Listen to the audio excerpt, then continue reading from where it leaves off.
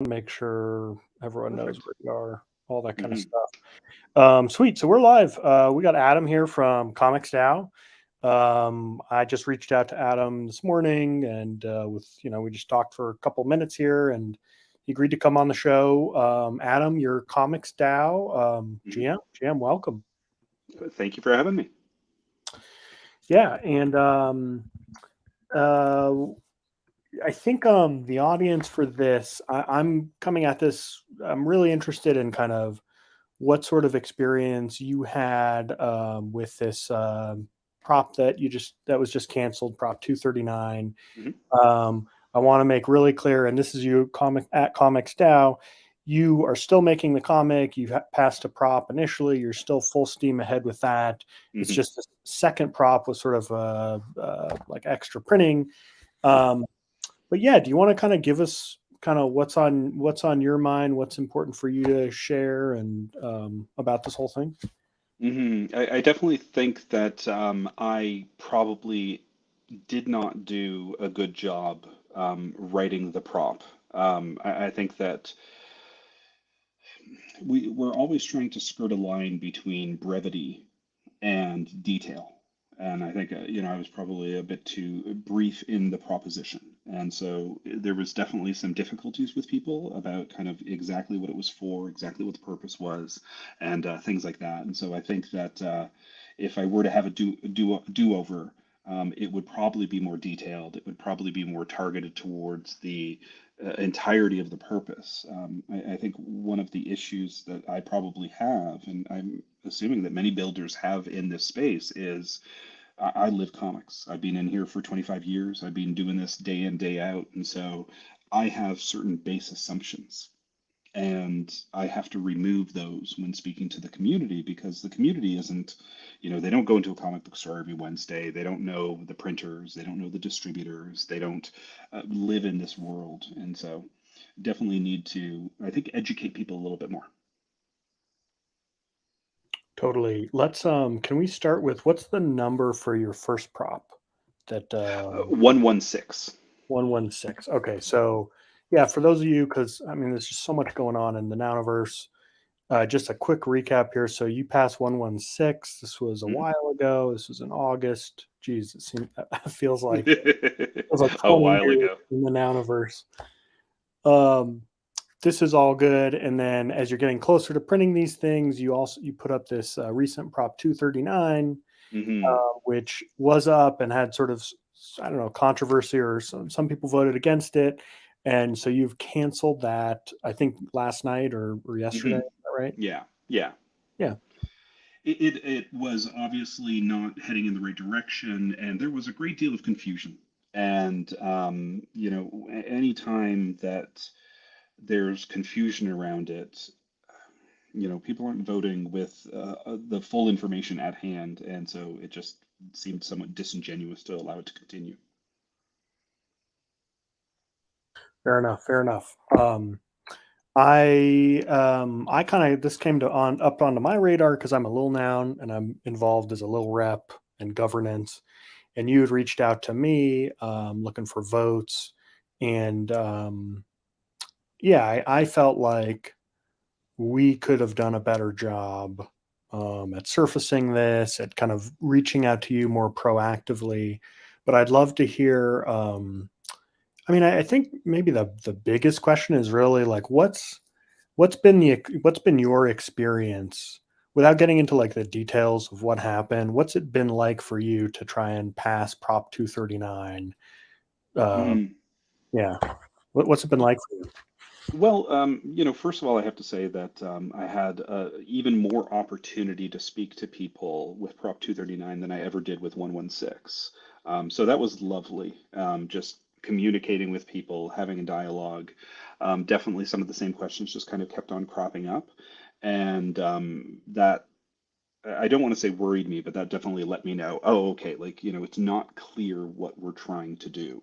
And so, one of the conversations was, hey, like, why can't we get this wholesale? Why does it have to be retail? And that was never in the proposition explicitly.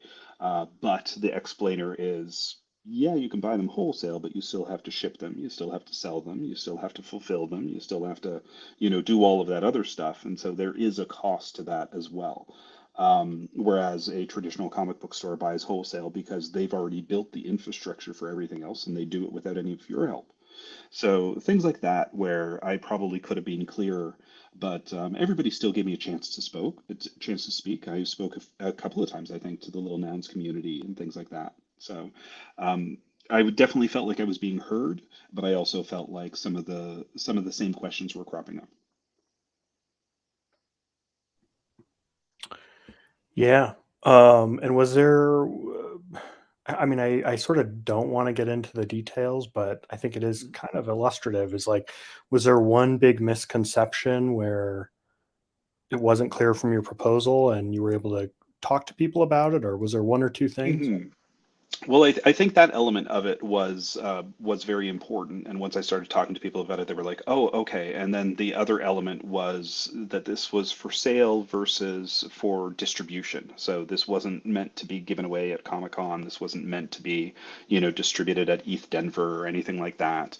And that again, probably wasn't fully clearly communicated. There is another thing that was not explicitly stated in this prop versus the first prop, which is Nouns DAO is already getting 7,000 copies of the book.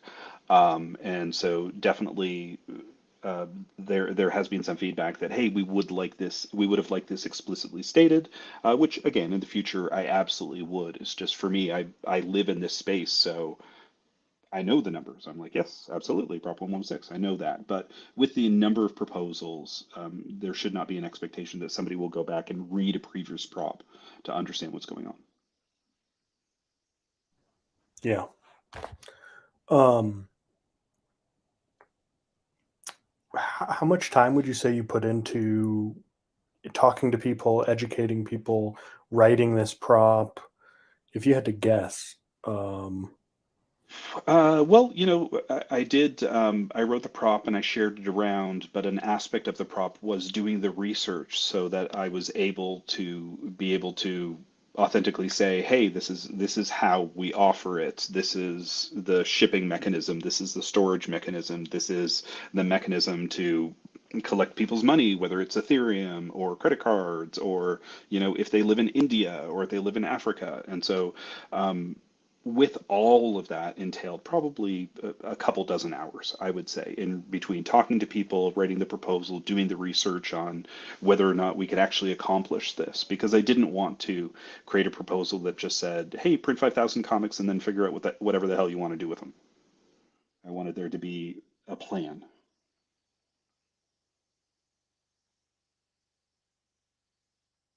yep, totally makes sense. Yeah, yeah, I just feel for you from the. I'm a builder. I've put together proposals, and I think there's uh, people don't understand, or some voters don't understand how much work goes into just putting the proposal itself together. Hmm. Um, so I don't know what else seems pertinent for you to share, kind of generally about your experience with nouns or any sub DAOs, or I mean, Hmm. what's it been like? Look, I love the nouns community, still do, and I love a lot of the DAOs and the sub DAOs. Well, all of them really. It's there is a decentralized aspect to it that can be a little bit frustrating. Like I can tell you that we had reached out to Little Nouns over a span of months, and because we weren't able to get a lot of traction, kind of we finally broke through that barrier, and they understood that we were giving them like pages in the comic book to support their DAO and things like that. And then it became, oh, okay, like now we understand what's going on. But we definitely did not anticipate that long tail for communication, and that's definitely been true for the other DAOs as well. So I think that everybody's just so off in their space doing their thing, that it can be fairly hard to take your eyes off the road and to look at something else. 100%, 100%. Do you have experience with other DAOs, or is it mainly the Nouniverse, or do you have experiences to compare this with? Well, I don't have an experience specifically with working with other DAOs. I've definitely worked with other Web3 companies. And so I do have that experience. And frankly, I've spent 25 years in licensing. So I'm always used to working with other people. When I license Anna and Elsa from Disney, I don't just go off into a corner and do my own thing and they let me. There's a lot of back and forth. There's a lot of, let me conceptualize what I'm trying to do. Let me come to you. Let's have a dialogue on whether or not I'm even going to be allowed to do it. And then if I am allowed to do it, what that looks like. So I do have to say, I think I'm probably better suited than most to having these dialogues and going, yep, this one didn't work. I've had in the past, like I've made books, like I've completely made books from beginning, middle to end, and sent them to the printer only to get a call going, yep, you're not allowed to print it. You'll never be allowed to print it. We just decided that, and so I'm used to a little bit of anarchy in my life. Yeah. Yeah. Hey, could I learn a little bit more about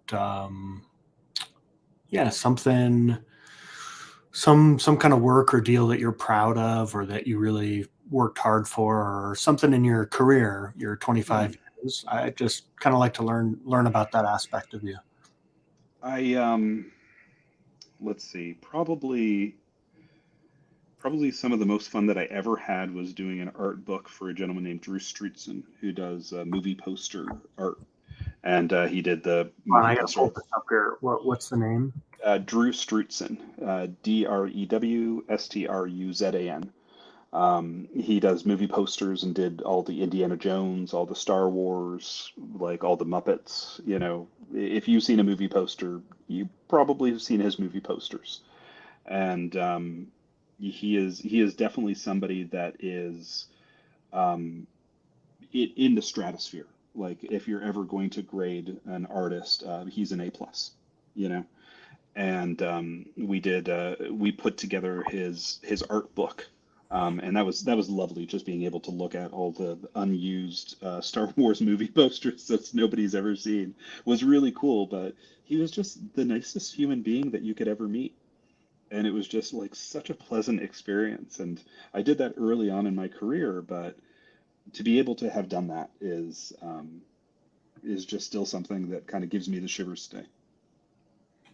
Did you who picked the cover art for that book? Well, so largely what I do is acting as a publisher or acting as a packager, if you will. And so I often work with the artists, with writers, things like that. And so I don't, generally speaking, specifically sit there and go like, hey, let's use this, let's use that. And so I believe it was Drew who had a particular desire for that, but there were also legal requirements over what art you could and couldn't use. So. Oh man. Oh, that must have been frustrating to navigate those legal issues. He's such a nice guy, and he's being so influential to so many people that a lot of the legal requirements that you'd run into just didn't exist. I mean, um, like like they wanted the Star Wars movie posters in the book. Like they wanted that discussion about the art. Both Lucas and Spielberg wanted to be represented there, and they wanted to make sure that he was represented as well. And so it it helped for sure navigate some of that difficulty. Hmm. Yeah, that's a really interesting point you just made there. Because it's almost like, I mean, are you kind of up to date on CC0, that whole angle of nouns? I mean, you must be. Yeah, yeah. The comic book is actually CC0 as well. So Yeah. Yeah. So what you're saying is for these iconic works like the Star Wars posters, in a sense, George Lucas was kind of treating the assets as CC0. He wanted the memes to proliferate. with copyright law, there are certain exceptions, and for the most part, artists that work on their artwork get to retain the original ownership of their finished product unless they sign a work for hire agreement. So especially for top tier artists, it isn't uncommon for them um, to actually be able to retain a portion of their rights. And so in his case, it was to create an art book about himself, but it couldn't be the Star Wars art book. It had to be the Drew Struzan art book. Gotcha. That makes sense. Yeah, and I mean, I think probably the most interesting example of that that I've seen recently is I want to say it was like a year and a half or 2 years ago, definitely when some of the craziness was happening in Web3, and Basqui had been bought, and somebody was going to burn it, in essence, like destroy it, so that it could live digitally as the only copy. And the family reached out and said, "Hey, you don't have the legal right to do that. Like you cannot burn that art. You don't like you own the art, but there are limitations to your ownership." And I thought that was interesting. Hmm. Um, yeah, are you into comics as a hobbyist? Oh yes, yes, I am. I am a rabid comic book fan. What's when you were young, if I ask you to pick like the most influential comic or character for you in say your early years, like say, I don't know, teenage years, what would that have been? It would have to be a tie between X-Men and Spider-Man, honestly. I loved the X-Men ever since before I was a teenager, and I remember having a friend when I was like, I want to say like 10 or 11 years old, and we would join our X-Men collection together to try and make a vast collection. But Spider-Man always spoke to me, and you know, there's a reason why he's basically probably the most important comic book character in the world, in my mind. Hmm. So I was 15 years old, and I basically hung out at a comic book store until they gave me a job because I just wouldn't leave. And so that was probably my first structured job ever, and just never looked back. Yeah. What yeah, what drew you to X-Men? X-Men, I think, is just, you know, the perfect story of a teenager. It's the idea of you have something going on inside of you that you don't understand, that sometimes manifests itself physically. Everybody feels like they're alone. Everybody feels like they're an outsider, and yet they manage to join together to form, you know, what you'd call a team, but in essence, it's kind of like a family. And definitely, I think any teenager can get that. Hmm. Plus, they had like lasers out of their eyes and stuff like that. And they had Wolverine, who, you know, represents Canada quite well.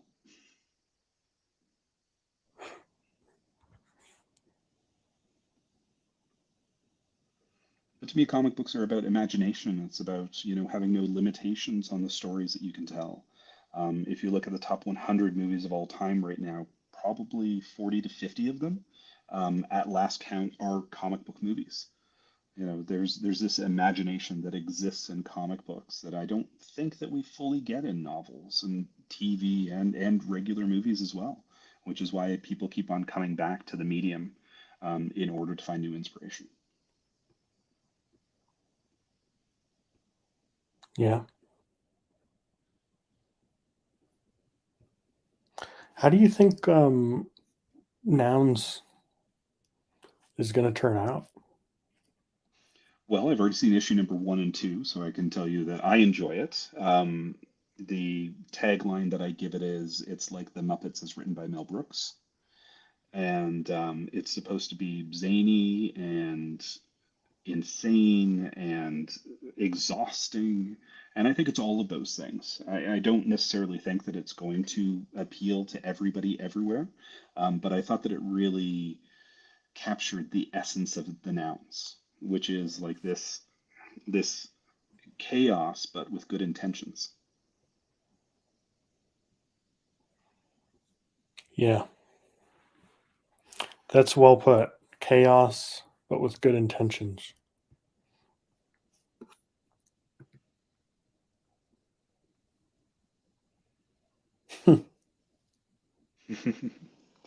We are currently working on our website because when I first got into comics, when I first got into Web3 for comics, it was more about collectibles and collecting stuff. And then once I got here, I very quickly found out that um, people need help telling stories. And so that's kind of what I pivoted to.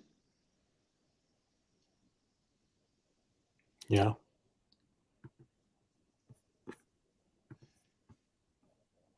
I'm definitely eager to find out what the Nouns community thinks of the comic book, but I also think it's really cool that within the Nouns comic book, you're actually going to get an additional two-page story on the Shark DAO characters. You're going to get a comic book page from the Bonies. You're going to get a comic book page from Nars DAO. And so it's not just going to be the Nouns literally, it's also going to introduce you to some other art styles, art stories, one aimed at kids, one aimed at extreme athletes. And so it's going to be a little bit of a hodgepodge, which I think is perfect for Nouns too. Yeah. Did you have kind of similar experience with all the different sub DAOs, or was it easier in others to kind of get a smoother experience? Some easier, some harder. It was really just entirely random. I think that some of them, I'll again use Little Nouns as an example. I think Little Nouns is large enough that you have your own things that you're working on.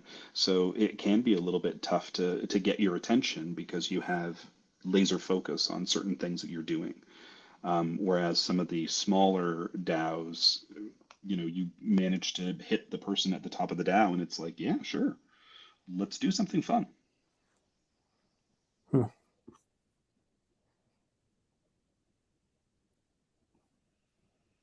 So I love the fact that in Twitter they're talking about alternative methods to do something, maybe doing something at San Diego Comic Con, maybe structuring the prop in a different way. I think it's all very, very nounish. Yeah.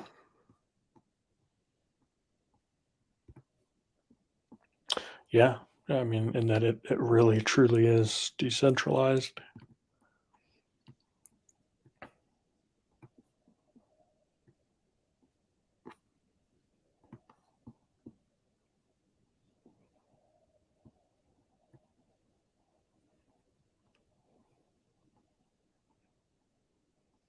You see, my initial proposal was a little bit more verbose. Hmm.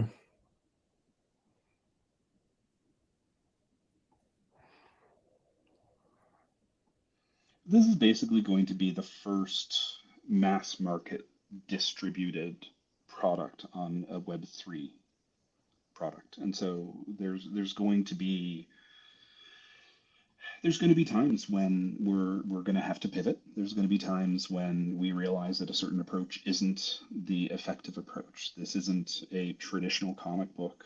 This isn't a traditional marketplace. And so I'm happy to lay the groundwork for future people to come along. This is also a CC0 comic book, which means after issue number 6, if somebody else wants to continue the story, they get to continue the story. That's kind of cool. Yeah. I mean, in a lot of ways, that's like the most cool thing about Nouns. Hmm. I think that to me, CC0 is about doing the best job that you can do. If you can make a better comic book than anybody else, they're going to buy your comic book. It doesn't matter if it's public domain. We talk about copyright protections all the time, but there's tons of stealing of people's properties. There's tons of doing pirated T-shirts that look janky as crap. And what we find out is they don't sell very well. They don't move very well, because people want the authentic one. People want the best quality one. And so my hope for CC0 down the road is it just brings out the best in what people offer.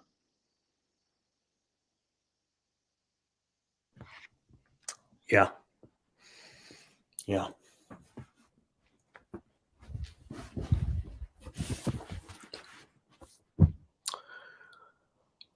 What um yeah, can I ask you about book physicals, kind of Yeah, of genetic. course. Yeah, I'm just I'm you're talking to a little panda. You see my avatar there. So I'm, just sort of for fun, but also pretty seriously, I'm really developing this character, this story. Hmm. And I could really see myself eventually publishing some kind of book or something. Yeah. Uh, but yeah, at a very kind of high level, what do you have any thoughts or advice or anything you tell me?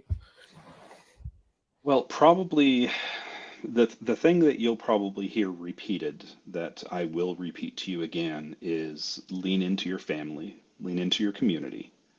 If your community isn't going to support your project, you're probably not going to find people outside of your community who are going to give it a go at the first try. So whenever like an author does something, whenever I try to publish a book for the first time or something like that, we reach out to the community, we reach out to family, we reach out to friends, and we try and build a foundation of support. Um, the idea that somebody can just randomly put something on the internet or on a bookshelf or something like that and people will magically find it isn't fundamentally true. It's not that it's never happened and it's not that it's never going to happen again. It's simply that it's really difficult. But if your mom loves your shit and she's buying a bunch of copies, you're already winning in an incremental way. And so lean into that, and that is very important. And then the second thing is find your own voice. So if you're going to tell a story about the little panda, what's the narrative? What's the target audience? What's the art style? If you're going to have any art, or if it's just going to be something, is it going to be a children's book? Is it going to be YA, young adult? Is it going to be, filled with sex and violence? You've got to know what you're doing going into it, so that you don't kind of, fall down different rabbit holes and waste a whole bunch of time.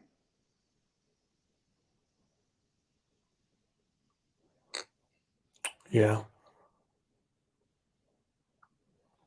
Although it is a lot of fun falling down those rabbit holes.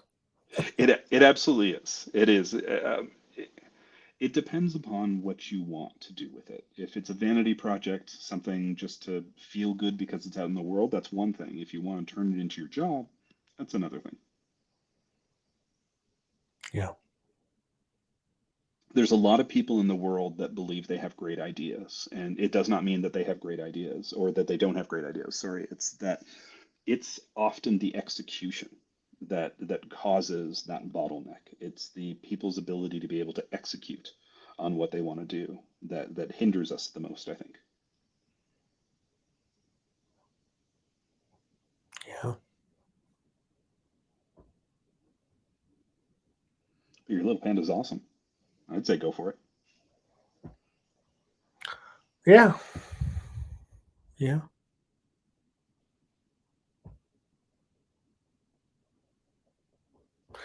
Does seem like yeah, it just seems like there's going to be a digital market for stories and there's going to be a digital market in nouns.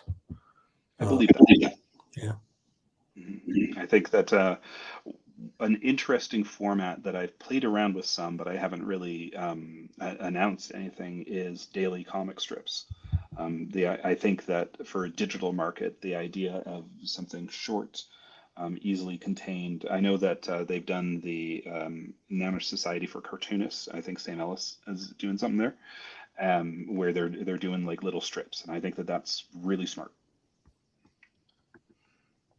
It's just an easy way to engage to people. It's low stress, low anxiety. You don't have to ask them for a bunch of money, and it's just, hey, here's a fun little short story I'm telling you. Yeah.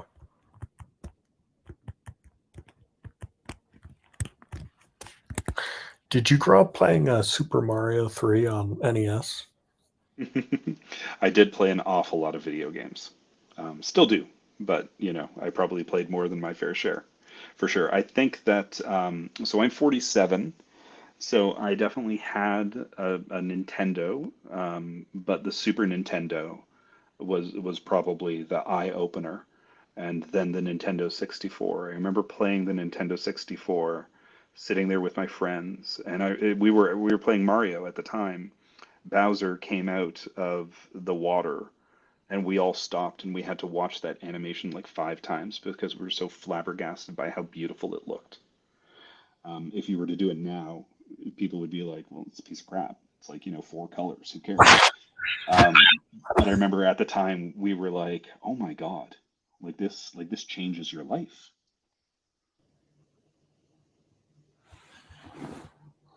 Yeah. I think that's certainly a lot of younger people just kind of take for granted the current kind of multiplayer video game experience. But for those of us kind of a little bit older, grew up on NES and, modems connected to your phone line, Yeah, it's really been like absolutely astonishing how much the video game experience has changed. I do. So I have twin 16-year-old daughters who are getting into video games pretty hardcore, and I love their complaints about, how slow the connectivity is. And I'm like, dude, I used to download 2 color JPEGs on a modem, and you're like 10 minutes before you get to see what the picture is. You have no problems. Shut up. Yeah. Ooh. Have you thought about nouns as sort of a video game, as a builder or proposer? Um, I definitely see it as there are game mechanic elements in it, I think, for sure. Like, you could pretty much write a Stardew Valley-esque game just with nouns and the noun community and getting props uh, passed and everything like that. So I can see that. Um, I'm not sure how much I'd play it because I'm living it right now. And it's a tough experience, or It can be. Maybe exhausting is a more appropriate term. If I do well at work. I'm well regarded in my industry, and so it's not really a man, I can't find work, so I'm going to do nouns. It's definitely a passion thing. And I saw it, I loved it, and I still absolutely do. So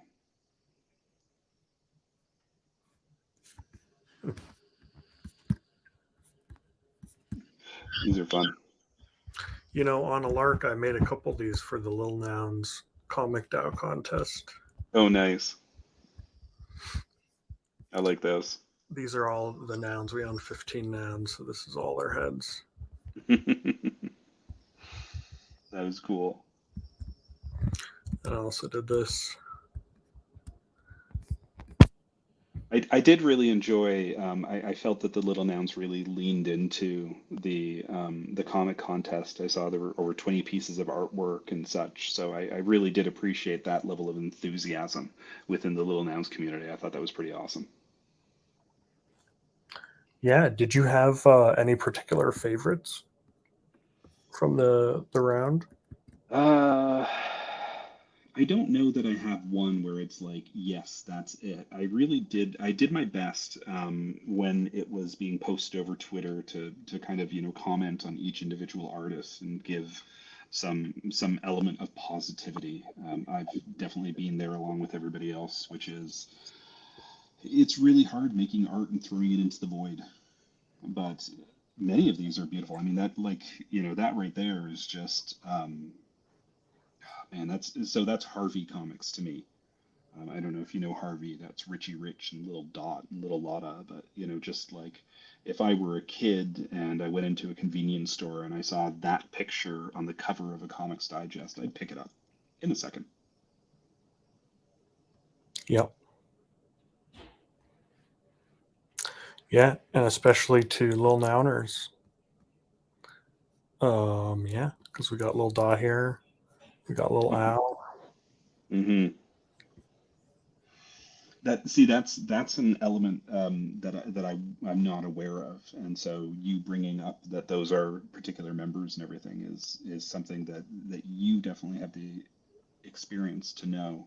But I don't. I recognize them now that you say them, but definitely didn't cotton on that they were particular mountains chosen for a particular purpose.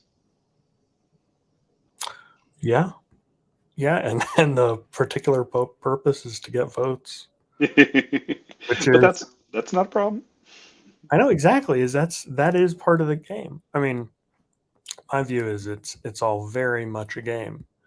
Hmm. I think that's good, and I think that speaks to how well this universe can do Hmm. because people do really extreme things and have really extreme success in video games.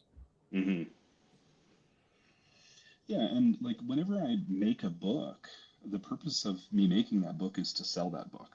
And so there is that period of time when you do all the adverts in the magazines that you need to do. We've had cases where we've done TV spots. We've communicated with websites and magazines, and our aim is to sell product. You know, it would be ludicrous of me to create a book that I didn't think would sell.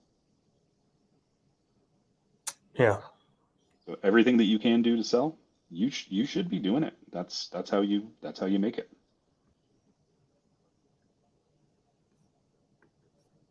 yeah, I really enjoyed this one too. I thought it had a very unique feel to it.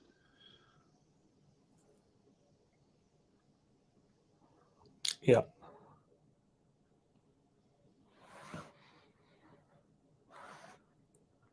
Really leans into Hmm. the children, that aspect. Well, there is you're probably familiar with the company Archie Comics. In the 1950s and 1960s, they had a series called Little Archie, and it was all the characters from Archie as little children. And so, every single time I hear little nouns, I think little Archie. So, All right, I gotta find this here. You're saying this thing? yeah, Yeah, no, this is before my era, so I had no awareness of this. I loved him. I loved him at the time.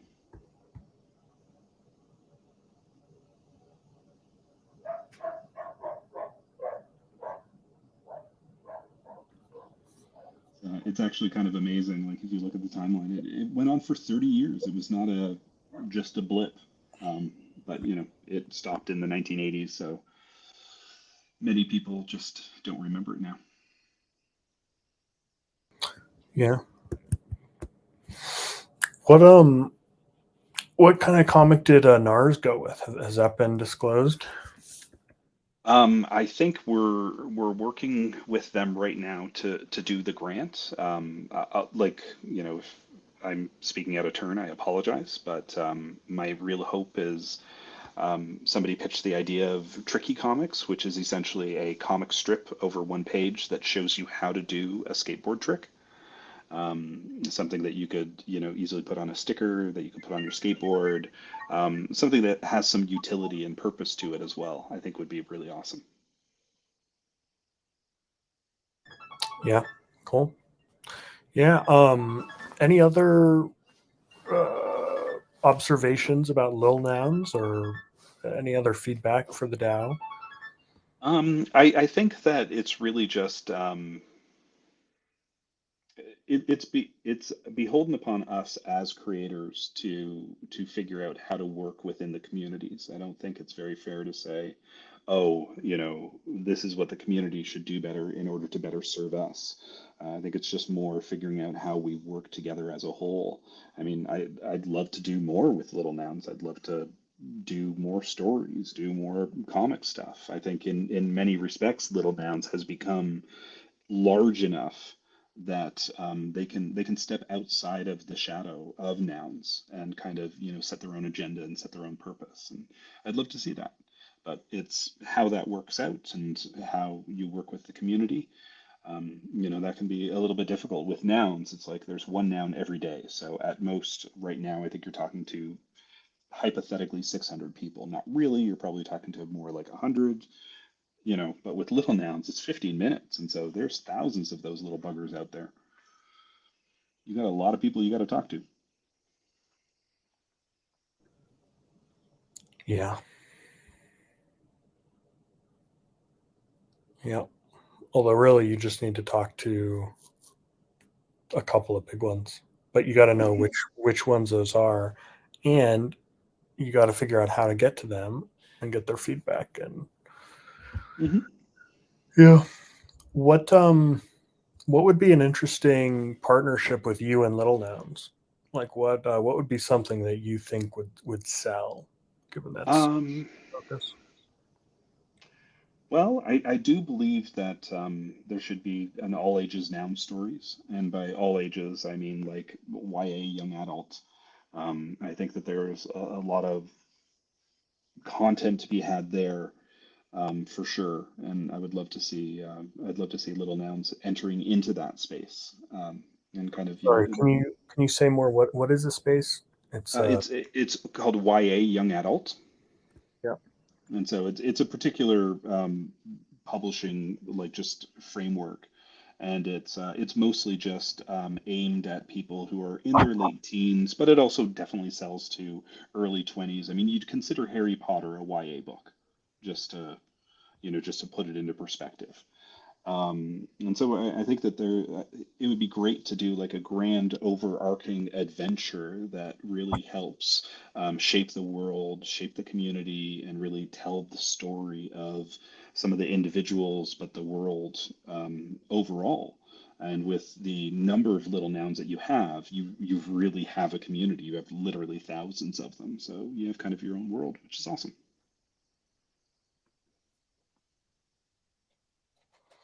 And so you think a young adult story or series using Lil Noun's characters would sell?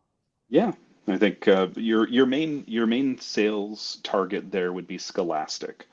Scholastic's in the um, the schools and things like that, and so they definitely sell better than anybody else. They do their own stuff. Bone, they do Raina Telgemeier stuff. Smile, along with the Babysitter Club and things like that, and they have astronomical success with those things. But there's like little stories in there that I think would be great to tell and would be great to help teenagers. One thing that I think that YA should do, and doesn't always necessarily do, but it should do, is kind of give a little bit of comfort. It sucks to be a teenager. It sucks to be in high school. Like there is no real upside. Anybody who's gone through it is like, yes, that's probably the worst part of my life. And so giving them this outlet for creative imagination, this sense of it will be all right, and this connection. I mean, that's why Harry Potter is, one of the biggest franchises in the world. We grew up with Harry Potter, and when things got tough for us, we opened up that book and we escaped into that world, and that's publishing to me. And there, Little Nouns has a world that you can escape into. Hmm.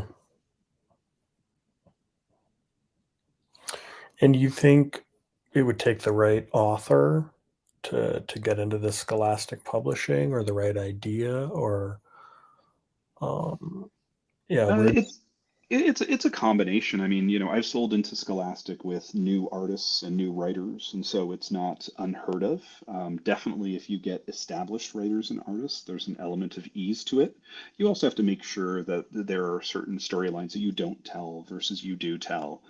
Scholastic is very strict about, hey, like we don't want these elements in our storytelling, because we feel that it is too old for the audience and that kind of thing. So I think as long as you approach it correctly, I don't really see a lot of inherent limitations. With the right artist and the right writer, you know, it doesn't matter what their pedigree is. It matters what their output is.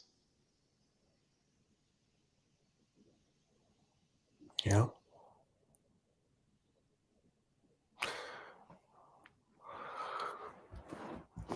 Do you think? I mean, those gatekeepers there at those at the Scholastic company. I mean, gatekeepers may be the wrong word, but what is their reaction when they hear about nouns? do they understand it? Do they not understand it? Are they curious? Or do they kind of think, oh, crypto, that's bad, that's a scam? Hmm. What's their You perception? you have it all over the spectrum. I mean, people will respond in fundamentally different ways. For the vast majority of these people, like if you want to get into Barnes and Noble does not care if you're a crypto project or not. They care whether or not your product will sell. And so you can go about it one of two ways. The first way is your community goes into the store and says, "Hey, I want this book." And then that will incentivize them to carry more of that book. And if they're selling books, they're just super happy. And then the second way to do it is just to make something that is good enough that they look at it and go, "Yeah, I don't really care where this is from. I just care that this is awesome, and I think that I'll be able to sell tons of this book."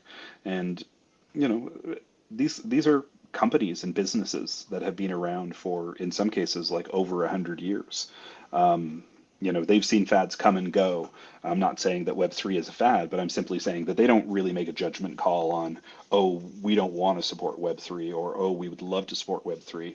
They're really just about, can I sell these books? Yeah. The strongest thing that Web3 has that I think no other group has currently is a way to galvanize your community. The connection that Little Nouns has within itself is something that Marvel would love to have. Marvel would love to have a place where a bunch of people who love Marvel gather and talk about Marvel all the time, and they don't have that. They don't really have a way to connect with their audience as intimately as Little Nouns can. And I think that that's probably the most powerful thing that you guys have. Yeah. What got you into crypto? Um, I just wanted to do something different, and I wanted to try something different. I've definitely had that throughout my life. I have a number of examples in publishing where I've done something that, you've been told, yeah, you can't do. You wouldn't be able to pull this off. There's no money in this, and I've done it. And so maybe there's a sense of pride in doing some things where people just tell you it can't be done and you do it anyway. But I like new things, and Web3 is something new, and I think that it's here to stay. It's just what the form is going to be a big question mark. What was your first exposure to crypto? Buying Bitcoin or ETH, or was it NFTs, or what was kind of an early story for you? Probably buying crypto.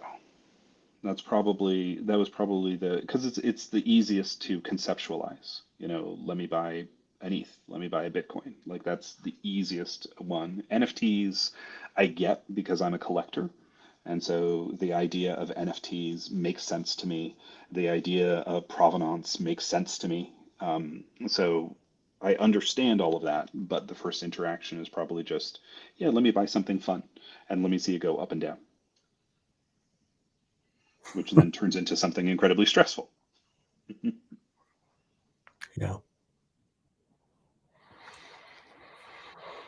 Well, very interesting, Adam. I really appreciate you coming on. Thank you. Um, yeah, it's been good to meet you. Let me remind everyone where they can find you. It's at Comics DAO. Yeah. On Twitter, and there's a link to our Discord, a link to where you can buy an NFT of the comic book, an NFT pass. There should also be links to websites where you can buy just the physical version. So definitely got you covered once you go there. Awesome. Sounds good. All right. Well, thanks so much for coming on, Adam. I'll see you around. Thank you. I'll talk to you later. All right. Bye.